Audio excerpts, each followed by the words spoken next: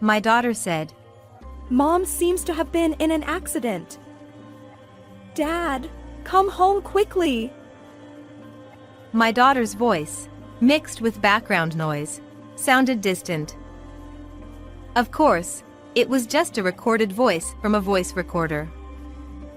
Despite being on a business trip, my husband hadn't even prepared his bag. So, I secretly stashed a voice recorder along with his change of clothes and daily necessities. I hid it in my pocket to ensure he wouldn't find it even if he searched the bag. My husband was maybe sitting near the discarded bag. The audio quality of our daughter's voice made it hard to tell. But his words came through crystal clear. Why do I have to come back? It's not like that useless wife matters. She could die for all I care. I felt a cold sweat break out, and I gently covered my mouth. I was on the verge of screaming. His voice was detached, devoid of any emotion. Our marital relationship was already strained, and my relationship with our daughter wasn't much better. But I never imagined he'd wish for my accidental death. When my husband returned from his business trip, he likely thought he was coming back to an empty house. Perhaps he assumed I had died in the accident, leaving only our daughter at home. That's why his face turned pale when he saw me playing the voice recorder. His trembling reaction amused me. "What's wrong? You look like you've seen a ghost." "My name is Sophie. I'm a 45-year-old homemaker. My husband, Lyle, is 48 and currently works in an IT company. We met 19 years ago through a mutual acquaintance. Our connection was instant, and after dating for a year, we got married. The following year, I became pregnant. Our daughter, Bonnie, was born when I was 28. We decided to cherish her and named her Bonnie. She was adorable, but Lyle seemed even more smitten with her than I was. Isn't it risky to be so smitten? What if Bonnie brings home a boyfriend? Hey, Bonnie is still a baby. Don't talk about boyfriends. Well, you never know. She might bring one home sooner than you think. No way. I won't allow it. Our family of 3 enjoyed blissful days together. However, relying solely on Lyle's salary became challenging for our livelihood. As a homemaker, I started working from home, juggling household chores and childcare. As part of this, I delved into stock market studies and managed to make modest profits. Initially, I fell for claims like recommended for beginners or anyone can earn, only to learn the hard way that such promises rarely hold true. Yet, with diligent learning and effort, I discovered that investing in stocks wasn't inherently irrational. I limited my investments to an amount that wouldn't impact our household finances significantly, avoiding the pursuit of overnight riches. Still, I managed to contribute a little to our budget through stock dividends and occasional sales. However, no matter how much I worked or invested, our savings remained stagnant. Oddly enough, there were even months when we operated at a deficit. The reason behind this financial struggle was our high school sophomore daughter, Bonnie. On Wednesday evening, I eagerly awaited Bonnie's return, having noticed something troubling. When I heard the familiar sound of the front door around the expected time, I rushed to confront her. I showed her the credit card bill that had arrived on my smartphone. "Hey, Bonnie! Did you spend money on online games again? And buying new clothes too? I give you an allowance. Manage within that range." As the month end approached, I opened the credit card app to review the expenses before transferring the funds to the bank. To my shock, there were several unfamiliar charges, totaling over $1,000. Each one was related to in-game purchases or clothing stores I never frequented. Since these expenses were charged to Lyle's card, I initially suspected infidelity. However, Lyle rarely played games, and when I found clothes in Bonnie's room from the same stores listed in the statements, I knew the culprit. This is unacceptable. Spending this much again. This wasn't the first time Bonnie had overspent. She'd had a smartphone since 4th grade, initially for communication purposes. But by middle school, she became obsessed with online games. When she first asked if she could spend money on these games, I told her it was acceptable within her allowance. However, Bonnie gradually became more engrossed, secretly making in-game purchases without my knowledge. I told you, didn't I? If you ever spend money on games without permission again, I'll take away your phone for good. I said that, and Bonnie shouted angrily. Shut up, you old hag. You don't even work, so don't talk to me about money. What did you say? This card is Dad's, you know? I'm using Dad's money. Don't act so high and mighty, you jobless hag. Bonnie stood up and pushed my right shoulder hard. I fell on my butt and she looked down at me with cold eyes. It's the worst to hear the old hags yelling as soon as I come home. Ugh. I hate coming back to this house. Why don't you just disappear? Bonnie grabbed her bag and kicked my leg. She stomped up to her room on the 2nd floor. I sighed deeply in the empty entrance hall. Bonnie wasn't always like this. She used to be aware of how wrong it was to use her parents' money without telling them. She even checked with me how much she could spend with her allowance. But since she entered the 1st year of middle school, she gradually started to treat me with this arrogant attitude. Puberty and rebelliousness are not cute at all. The cause is Lyle. The day I first found out that Bonnie had secretly spent a lot of money on online games, I asked Lyle, who had just come back from work, to talk to her. He sighed softly and said, It's fine, isn't it? If Bonnie wanted to buy something, just let her buy it. You said it yourself. You don't want Bonnie to have a hard time. Was that just lip service? I do feel that way. But it's different to spend thousands of dollars without telling her parents. That's a month's worth of food. What? You don't love Bonnie? I love her and care for her. That's why I have to teach her how to use money properly. Right. As I tried to continue my argument, Lyle clicked his tongue and said, Stop it! I'm tired from work. You know. It's exhausting to hear you nagging. She used the phone payment, right? Then it's my money, so just shut up. I'm going to take a bath first, so get the meal ready. Lyle didn't scold Bonnie at all. He just despised me for being cold. I tried to have a discussion with both Lyle and Bonnie several times after that, but Lyle always said, It's my money, so it's fine. He didn't even pretend to discipline Bonnie. Of course, Bonnie became attached to Lyle, who spoiled her and cuddled up to him with a sweet voice. On the contrary, I got more and more unacceptable behavior from her, even considering her puberty and rebelliousness. But Lyle knew that if Bonnie kept spending money recklessly, it would naturally strain our finances. He blamed me for the cause. Do you have any idea how lucky you are to be a housewife thanks to me? work a little and contribute to the household. Lyle said that I was the reason our finances were tight because I didn't work.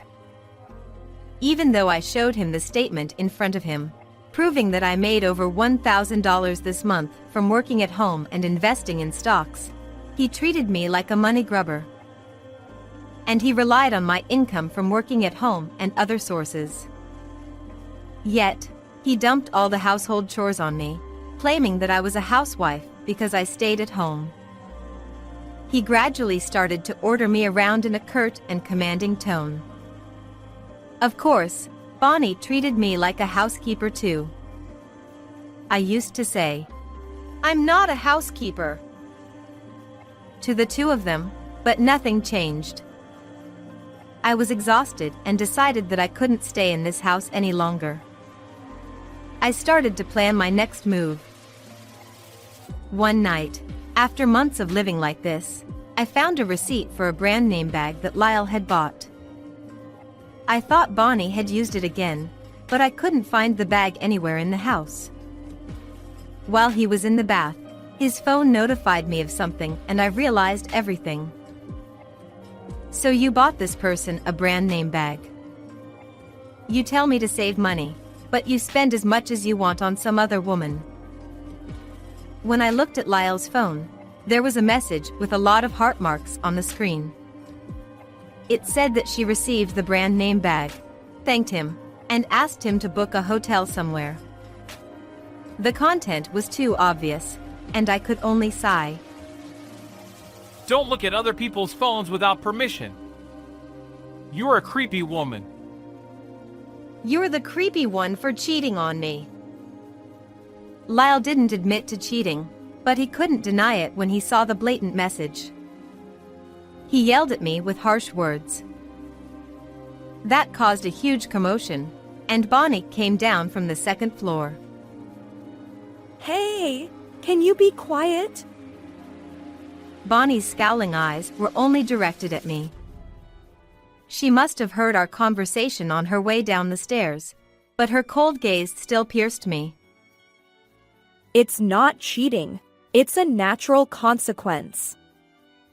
Dad works hard every day, and when he comes home, he has to listen to the old hag who stays at home all day.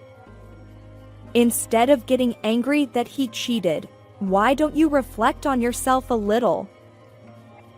Bonnie snorted with a disgusted look and leaned on Lyle's side, wrapping her arm around him.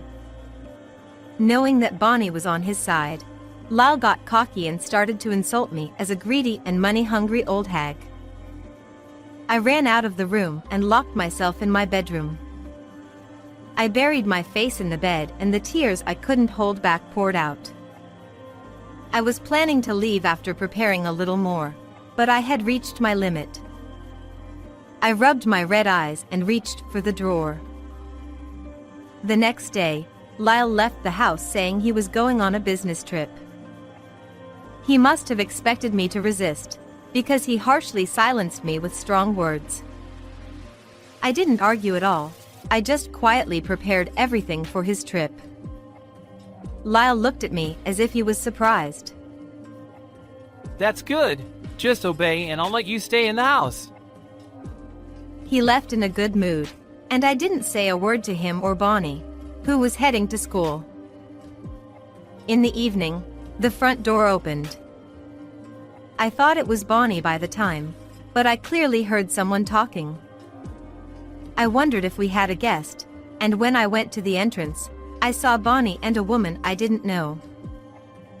What are you doing, old hag? Oh, Mom. Don't mind her, come in. Dad is not here, he's on a business trip. I know. Oh, right. Of course you do. Bonnie and the unfamiliar woman were talking friendly. From the same mouth that called me an old hag, she called the unfamiliar woman Mom. That alone told me who this woman was. Huh? Is the housekeeper unable to speak? She doesn't even greet the guest.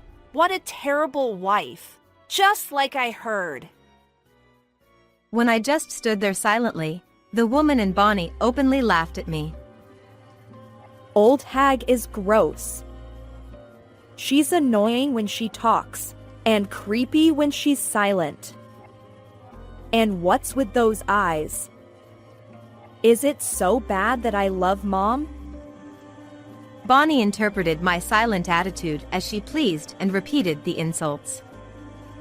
The woman gently hugged Bonnie's shoulder and smiled. See, Bonnie is not wrong, right? By the way, I'm Wilma, Lyle's junior at work. Unlike you, I can at least greet you properly. Wilma introduced herself to me on purpose. But nothing resonated with me now. All that remained was the fact that Bonnie and a woman I didn't know were there. Hey, say something. Can this person really not speak? As I continued to stare silently, the two glared at me and started to curse me as they pleased. I just listened and stared for a few minutes. Hey, Mom, let's leave this old hag and go have fun. Yeah, Bonnie. Let's eat out today. Maybe because I was standing in front of the door that led to the living room, the two seemed reluctant to push through. They got along well, saying let's go there, let's eat that, and laughing happily. When they closed the front door, Wilma looked at me with a triumphant face. Bonnie frowned as if she found me creepy and slammed the door as she left. I finally let out a sigh of relief. Bonnie's arrival delayed my departure time, but it was better than letting them into the house. I had hidden a bag in the living room with everything I needed to leave this house. I checked the contents and packed them into a suitcase in my room when it happened. My phone, which hadn't rung for a long time, rang. It was set to ring only for Bonnie, and it hadn't rung for years. I remembered setting it to this song, and the phone didn't seem to stop ringing. After staring at it for a minute or two, the call finally ended, but it rang again right away. I pressed the answer button and heard a shrill voice in my ear. Hey! Call Dad and tell him that Mom is in trouble. He hung up on me. I just hung up the phone silently. The phone rang again from Bonnie. I turned off the power to make it quiet, and the room was silent. After about 5 minutes, I turned on the phone and there were dozens of missed calls. She must have been calling and hanging up over and over in that short time. She must have given up, because my phone didn't ring anymore. I needed to finish the last touch. I sent an email to each of my family and Lyle's relatives. The next evening, Lyle came home in a better mood than usual. He greeted the second floor with a bright voice. I'm home! But what greeted him was the sound of rough footsteps and Bonnie's sobbing voice. You idiot, Dad! Why did you ignore my phone call? Lyle's eyes widened as he heard Bonnie's voice screaming in tears. Dad, it's terrible. Mom got into a car accident and she's in a critical condition. Come to the hospital right now. It was Bonnie's voice. Bonnie in front of Lyle couldn't speak properly because she was crying. Lyle's eyes finally met mine at the door to the living room. Huh? No way. I don't care if that wife dies. Lyle turned pale and trembled. I handed him the voice recorder silently, and he realized that it was a recording of the conversation. What's wrong? You look like you've seen a ghost. I spoke to Lyle for the first time in a long time, and he gasped briefly. But Lyle's scream wasn't because of me. He saw my parents and in-laws behind me, filled with anger. It goes without saying, but I wasn't involved in any car accident while I was at home. As Bonnie called Mom, the one who got into the accident was Wilma, his cheating partner. Last night, when I went to pick them up at the hospital, Bonnie, who had tears all over her face, jumped at me.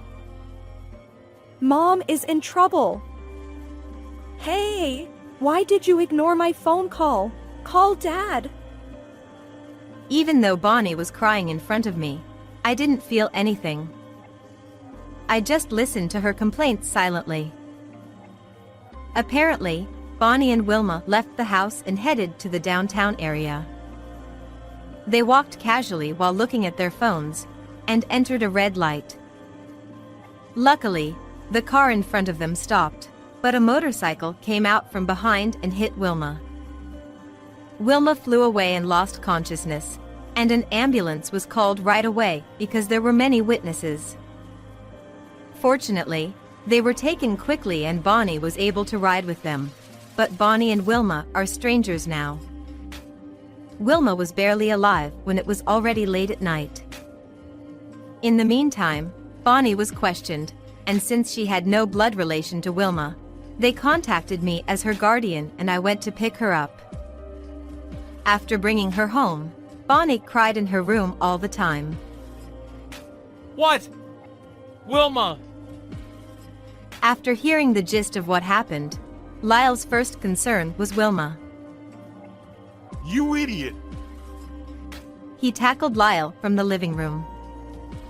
Lyle groaned pitifully, but only trembled. You are all shameless. Unbelievable. You cheated on your wife and said you don't care if she dies.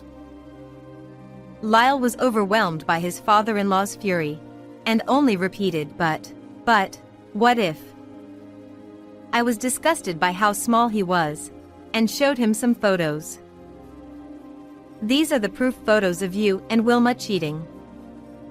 I also have screenshots and videos of your messages, and I will use them to claim damages. From you and Wilma. Of course, I will also divorce you. What? Wilma is in a critical condition right now. You are a devil for asking for damages. The devil is you. You hurt our Sophie, you selfish bastard. When I demanded a divorce, Lyle turned red and yelled at me. But he soon screamed and apologized under my father's pressure. Let's talk to a lawyer about the property division and custody. I'll tell you in advance, I don't want custody. You raise her. Huh? I heard a dumbfounded voice. Bonnie looked up at me with her mouth open. So I can live with Dad and Mom from now on. That depends on him and Wilma. My words made Bonnie overjoyed, and she clung to Lyle's hand. My parents and in-laws looked down at them with indescribable expressions. Of course, I'll support Wilma. You cold-hearted woman, I'll divorce you right away. Bonnie sided with him and Lyle pointed at me. My father-in-law stepped in and apologized to me. Sophie, I'm truly sorry for what he did. Thank you for taking care of this foolish son of mine. Hey, Dad! What are you apologizing for? Don't call me Dad. I'll cut off all ties with you today. And Bonnie, you don't intend to apologize to Sophie, do you? Why do I have to apologize? My father-in-law clenched his teeth and sighed deeply. My mother-in-law gently stroked his shoulder. Then, we'll lose our son and granddaughter. Goodbye, you too. Take care. Huh? Grandma, what are you saying? Seeing them like that, my parents nodded to each other. We don't want to see your face again either. Bonnie, live well. We don't have grandchildren anymore. Grandpa! At my father's words, Bonnie looked at him with a puzzled look. Without apologizing, Lyle took Bonnie and ran to the hospital where Wilma was. After that, I sued Lyle and Wilma for $30,000 each in damages. Wilma hired a lawyer and the amount was reduced, but I was glad to get anything. Wilma survived, but she was left with a serious disability in her lower body. It was her fault for walking with her phone and entering a red light. The motorcyclist was furious. Wilma insisted that the vehicle was always at fault in a car and pedestrian accident, so the negotiations were difficult. It was hard for her to work as before, and she had to deal with the motorcyclist and the damages to me. She would want to reduce the costs as much as possible.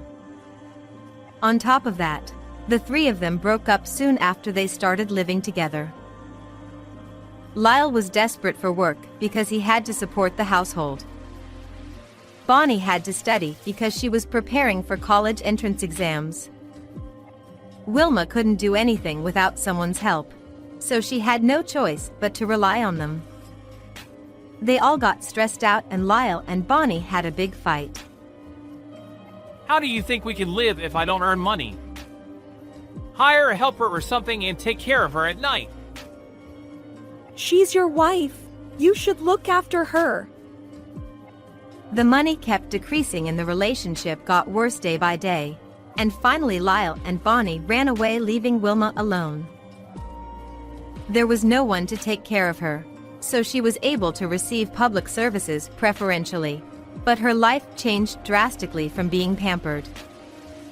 Wilma found out that Lyle and Bonnie betrayed her and started to follow them around in a wheelchair. It's your fault that I became like this. Do something about it. I shouldn't have gotten involved with you and been sued for damages. Wilma didn't just yell outside the house, but appeared in front of them anywhere. She also barged into the company where Lyle worked with her wheelchair, and ambushed Bonnie in front of her school. Lyle and Bonnie became the talk of the neighborhood, and Lyle finally quit his job. Bonnie was living a lonely high school life. Lyle quit his job and lost his income source, and Lyle and Bonnie were in trouble. Why did you quit your job? Go work. What did you say? If you say that, why don't you do a part-time job or something? Lyle and Bonnie blamed each other here too. And Lyle couldn't find his next job easily, so Bonnie's college expenses were doubtful. They got sick of the daily hardships and moved to a place where Wilma couldn't find them, and started to live a poor life. But in just a few weeks, Lyle and Bonnie couldn't stand the poverty and came to me. They told me their situation in tears, but I didn't feel anything. But when I was silent, Bonnie got heated up. She glared at me. It's your fault that I became like this. If you didn't complain about me spending money on online games and clothes, this wouldn't have happened. It's the parents' responsibility to raise their children, right? If you had raised me properly, I wouldn't have turned out like this. What? Instead of apologizing, Bonnie vented her anger at me. Doesn't she ever reflect on what she has done? And then Bonnie threw a shocking line at me. I wish you had been in an accident. You owe me money for ruining my new family. I felt like my brain was shaking from the shock. I worked from home and studied stocks to make ends meet, and I always saved money by giving up what I wanted to buy and do, and I cooked and cleaned no matter how tired I was. I regretted that all the time I had devoted to these people was a waste. I closed the front door. Lyle put his finger on the door and tried to force his way in. Give me money and I'll leave. You're still doing that clicky thing, right? Give me the money you earned from that. That's right. If you're making money from stocks while living with your parents, you must have a lot of money. And living with your parents, what a good deal you have. I heard their words and felt something snap inside me. Get out! Get out of here! Don't show your face! I'll call the police. I said in a trembling voice, but firmly. They must have been surprised by my comeback. Lyle tried to calm me down with a sweet voice. Hey! Sophie, I'm sorry. I was wrong. So, give me some money. Police! Damn! What the hell? Annoying! It's your fault. Lyle and Bonnie cursed and left. In the end, they were only after money and left as soon as they were intimidated. Bonnie never apologized to me. I had no feelings for them left. 2 weeks later, I started going to mental care at the suggestion of my parents. It might not have been like this if it was just Lyle, but the shock of being betrayed by Bonnie as well left a deep wound in my heart. You hardly talk, do you? You might not be able to talk, not just not talking. You should see a doctor.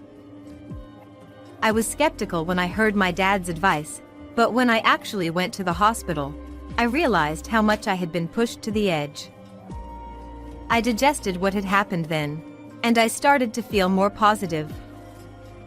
My mom made my favorite food for me, and my dad bought me things I liked. Their kindness also wrapped my wounded heart. Now, I'm trying to rebuild my second life in this warm home that raised me. How did you like this story? Please also subscribe to my channel. See you in the next video.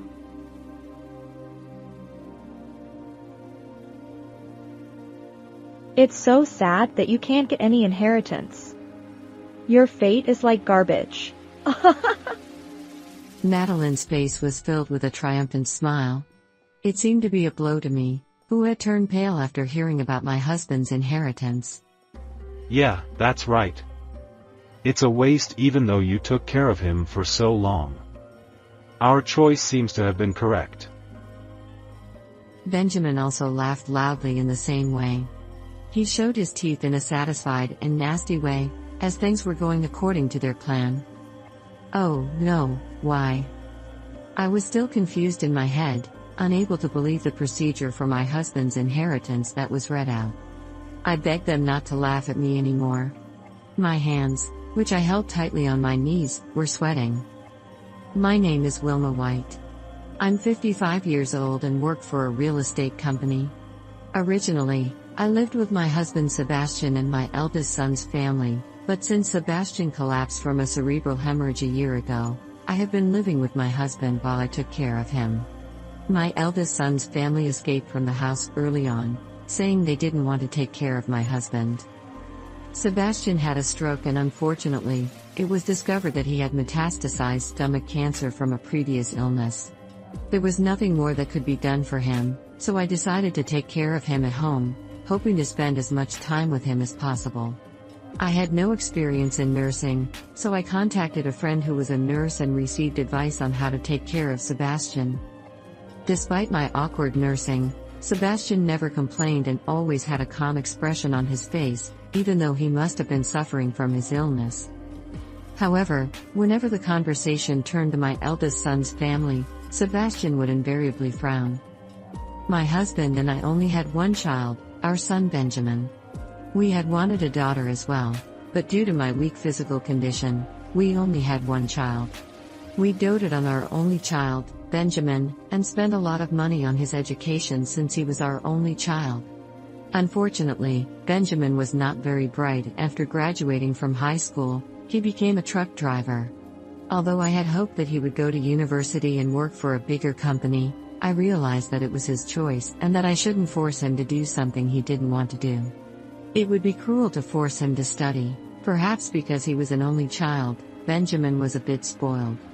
He didn't clean up his room or put away his clothes, and he was sloppy. He probably thought that if he asked, his parents would do anything for him, and even when he was warned, he ignored it. It's true that my husband and I may have spoiled him a little because he was our only child, but I sighed every time I saw his bad habits, which never improved even after he became an adult.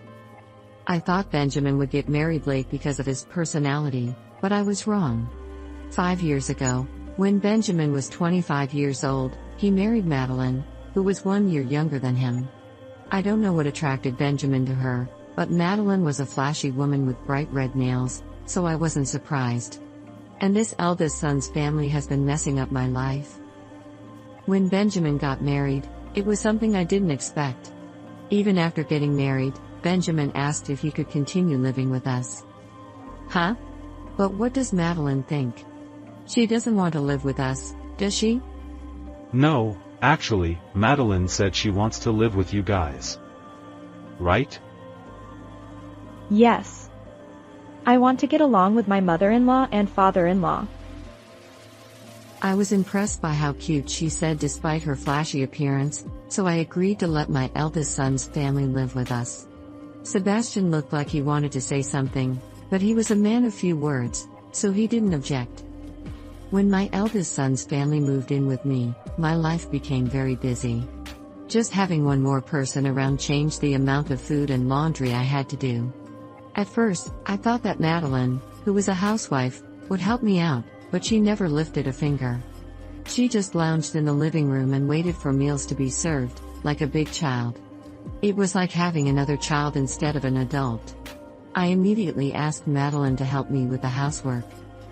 Madeline, could you help me with the housework a little? Madeline stared at me and said, What? Are you kidding me? And put her hand over her mouth. Were you the type of mother-in-law who bullied me? I'm not good with that kind of thing. I was speechless at Madeline's words. I couldn't believe it. I'm not bullying you. I just said that if we're living together, we should share the housework. Even though I was speaking the truth, Madeline looked flustered and ran over to Benjamin, as if she was a child clinging to her mother after being teased by her siblings. Benjamin said, Mom, don't blame Madeline. She's nervous because she just got married. Benjamin came over and complained to me.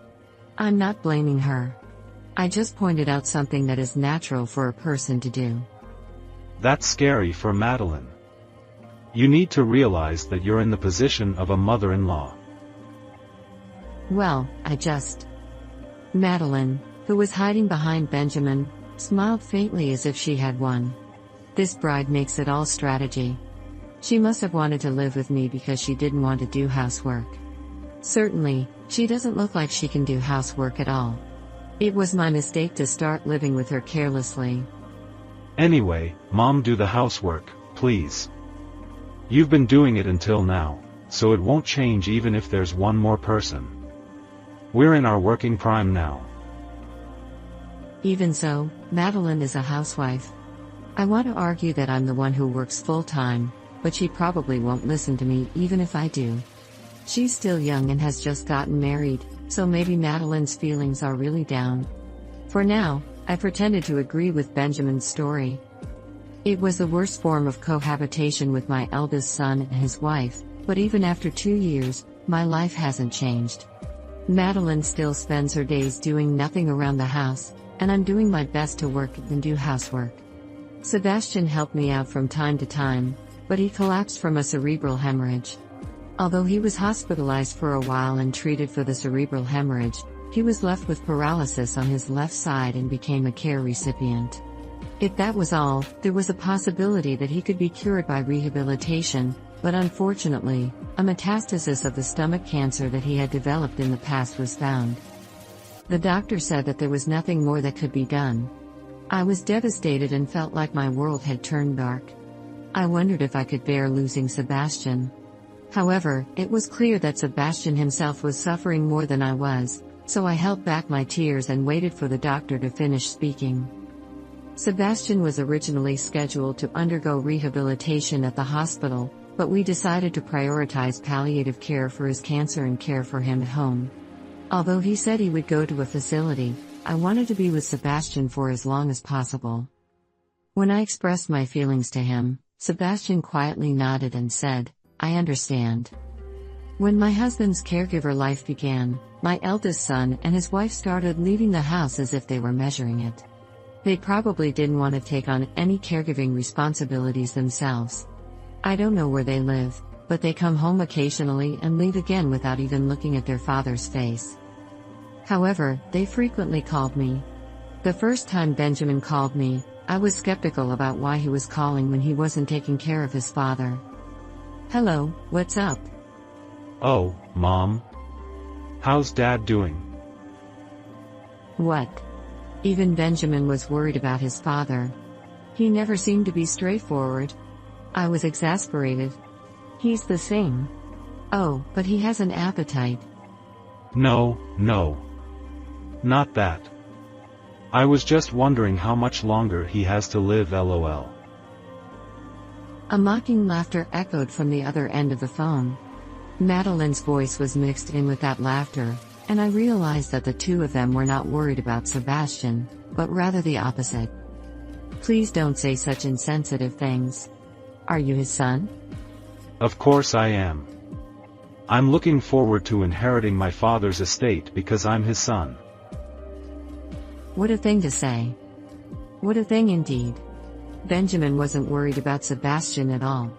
Instead, he was looking forward to inheriting his father's estate after he passed away.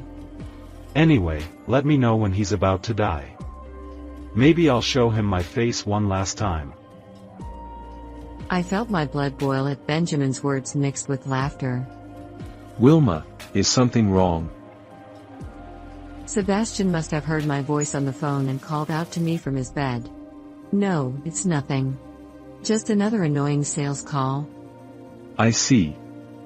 That's a nuisance." Sebastian would never have thought that his eldest son and daughter-in-law were more concerned about inheriting his estate than his life. I didn't want to make him sad by letting him know. "Are you hungry yet? I'll make you something special." "Thank you. I'm happy." I had to protect Sebastian at all costs. Because he was the only person I loved. My caregiving life continued for 3 years. I was prepared for the worst since the doctor had told me that Sebastian's condition was not good, but he did better than expected.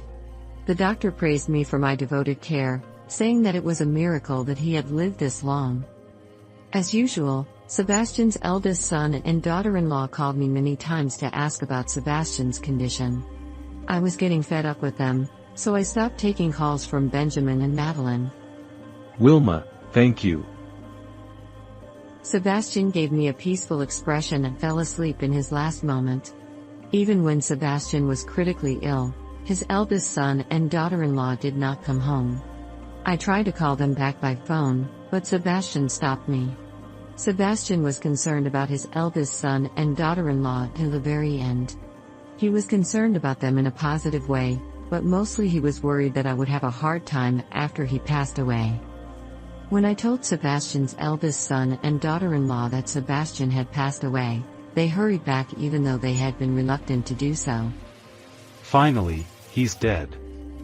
He worked hard for nothing. That's why we had to live in a hotel for so long. That's right. We're broke. I wonder if we can get the inheritance soon. I knew it, but I felt nauseous at their words. While ignoring Sebastian's eldest son and daughter-in-law, I arranged Sebastian's funeral and finally got to the topic of inheritance. The lawyer opened Sebastian's will. Sebastian's eldest son and daughter-in-law were waiting eagerly for the contents to be read. I swallowed hard. Sebastian White hereby bequeaths the following property to his eldest son, Benjamin White. The lawyer read out Sebastian's land, house, our current home, and all debts. At the same time, I saw Benjamin and Madeline's faces shining brightly in front of me. Alright, we did it. Father was on our side after all. That's right. I'm a little worried about the debt, but it'll be okay, as long as we have the inheritance. The two of them were overwhelmed with joy. In the end, all that was left for me was a small apartment that Sebastian had purchased for investment purposes. Sebastian's eldest son and daughter-in-law looked at me, who was devastated, and said loudly, It's so sad that you won't inherit anything. Your fate is like garbage. Madeline's face was full of a triumphant smile. It seemed to be a further blow to me, who had turned pale after hearing about my husband's inheritance. Yeah, that's right. It was all for nothing even though you took care of him so much. In that sense, our choice was correct. Benjamin also laughed loudly in the same way. Things were going according to their plan, and they showed their satisfaction by showing their teeth in an unpleasant manner. That's not right, why? I still couldn't believe the letter of inheritance that the lawyer had read aloud, and my head was in chaos. Please, don't laugh at me anymore. My hands, which I clenched on my knees, were sweating. Then the lawyer began to explain the details of the inheritance to Sebastian's eldest son and daughter-in-law. Sebastian's eldest son and daughter-in-law were overjoyed to hear that they would receive their father's huge inheritance, and they didn't seem to listen to the lawyer's explanation carefully. The lawyer seemed to want to say something to me, but he didn't talk to me in the end, probably because I was too shocked. Oh, why? I remember the days when I took care of Sebastian. Did Sebastian really not agree with my care? Did he want to receive proper care at a facility? If so, it was a farce. I had been working hard to take care of him every day without even realizing that Sebastian was unhappy with my care. Sometimes I was annoyed by unpleasant phone calls from Sebastian's eldest son and daughter-in-law. I desperately tried to hide the contents of the phone calls from Sebastian because it would be bad if he knew. I didn't want to make Sebastian, who was sick, sad. That's okay that I was the only one who was troubled by that couple alone. That was the only way I could think of to protect Sebastian. I wonder what will become of me from now on. My life, in which I lost my beloved and didn't receive a single penny of inheritance, is. I was crying alone while the eldest son and his wife were listening to the lawyer's story with a happy expression. The next day, I moved to a small apartment as written in Sebastian's will. I really wanted to feel Sebastian's presence a little more at home, but Madeline said, This is our house. Get out quickly. So I gave up and packed my things. The apartment I went to with a heavy heart had one living room and one bedroom, and a small kitchen. It might be just right for living alone. This room was originally purchased by Sebastian as an investment, but he fell ill soon after and it was left unused without being rented out. The shelves, TV, air conditioner, and other furniture and appliances are all available. Since I was able to check the electricity and water and they worked properly, there should be no problem living here. The walls and floors seemed to have been renovated, and there was a new house smell in the air. It was as if telling me that Sebastian was no longer in this world, and it made me feel lonely. I was reading a book as usual in the house for a while, but I suddenly noticed a large, unfamiliar square box-like object on the tatami mat. I was curious and approached it, and it turned out to be a safe. It was big. It seemed to be a commercial safe, not a household one. I can't believe there's something like this. But I don't know the passcode. The safe was the type that pressed a 4-digit passcode with buttons, and I couldn't do anything because I didn't know the passcode. I thought of what Sebastian might have said as the passcode. Come to think of it, he had set the password to unlock his phone to my birthday. I tried pressing my birthday, and with a light sound, the lock opened. Well, I was surprised that the key had opened, but there were many things crammed inside. A large white bag that had something inside and was bulging occupied the safe, and there was an envelope underneath it. Something he wrote? Rather than checking the contents of the bag, I cut open the envelope of the letter. To Wilma, I'm sorry for what happened. I asked a trusted friend to put this letter in your home safe. You must be feeling very disappointed right now. I'm really sorry. Please bear with my excuse for a little while. Sebastian first apologized for leaving me behind and not being able to leave anything but a small apartment. I felt as if Sebastian was right in front of me and read on intently. I couldn't do anything when I saw Benjamin and Madeline saying terrible things to you and forcing you to do housework. I was angry, but I often came home late from work and was too tired to scold them when I got home. I'm really sorry. If I were gone, those two might do even worse things to you. That was my only worry, and I was worried about what to do every day. I see. I had been desperately hiding the contents of the heartless phone calls from Sebastian's eldest son and daughter-in-law so that Sebastian wouldn't know, but Sebastian was worried about their tyranny. Finally, I came up with a strategy. Inheritance. In that will, I gave almost all of the inheritance to Benjamin and nothing to you except for the apartment. You must have been disappointed. But listen. What Benjamin inherited is almost worthless, just junk. What? What does that mean? Benjamin should have received all of Sebastian's fixed assets. In other words, all of Sebastian's property. And that's junk? Ask Benjamin for details. He'll probably call you angry anyway. But more importantly, I've entrusted you with all of my property. You may have already seen it because I put it in a safe. That's the only way I can think of to protect you right now. I really wanted to be with you and live together longer. But I've already been called away, so I just wanted to thank you for supporting me and taking care of me until now. Thank you, Wilma. I've always loved you. My vision was blurred with tears. Tears fell on the letter, and Sebastian's handwriting was blurred. I took out a white bag with trembling hands and opened it. There were countless bundles of $100 bills inside. The total amount might be hundreds of thousands or even millions of dollars. If I were to live alone, it would be more than enough money for me. Thank you, I said. I held Sebastian's letter tightly in front of my chest and cried until my tears ran dry. A few days passed. Thanks to Sebastian's inheritance, I was able to spend my days peacefully. I returned to work after taking a break for caregiving and was enjoying my fulfilling days. Then, on a Sunday afternoon 2 weeks after moving into this house, my smartphone rang. I looked at the screen to see who it was, and my heart skipped a beat when I saw the name Benjamin. As Sebastian's letter had said, Benjamin was calling me. It's okay, I have Sebastian with me. I answered the phone calmly, no matter what he said. Hello, it's me. Mom. Where are you now? In the apartment your father gave me. That rundown apartment. How can you live there? Well, it's okay. How about you? You moved to a big house, right? Is it comfortable? My eldest son and his wife should be living in the big house they inherited from Sebastian, but they must have realized that the house was worth nothing. The person on the phone changed from Benjamin to Madeline. What's going on with this? This house is so dilapidated, moldy, and there are bugs everywhere. It's disgusting. I can't sleep here.